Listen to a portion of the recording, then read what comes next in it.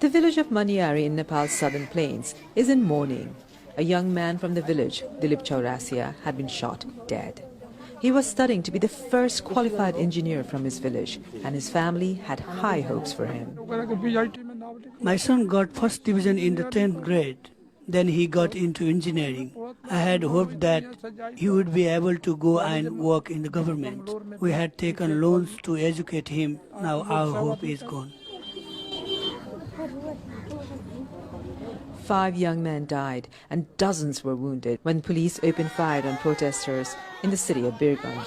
They had been demonstrating against plans to restructure Nepal as a federal state, divided into 7 provinces. Locals had called for a general strike in Birganj. When police tried to redirect goods to the capital, Kathmandu, it led to violent clashes. How can the state treat us like this?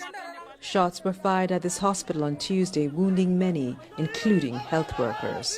Nepal is in the process of writing a new constitution, and one of the most controversial parts is how to draw federal boundaries.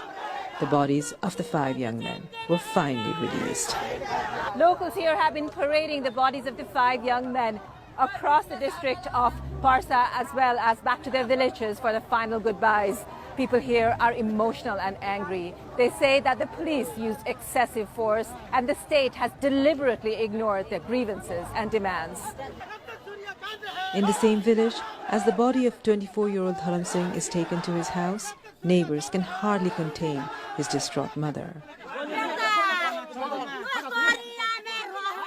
My son, my life. What is my life without you? Dharam Singh had quit Nepal's armed police force to go and work in the Gulf as a migrant worker. Onlookers say that it was the same force that shot him down. In the past week, the government had imposed a curfew here. It was lifted for 3 hours for the funeral procession. But as the day wore on, more and more people started pouring onto the streets. Tens of thousands arrived on this riverbank to witness the last rites.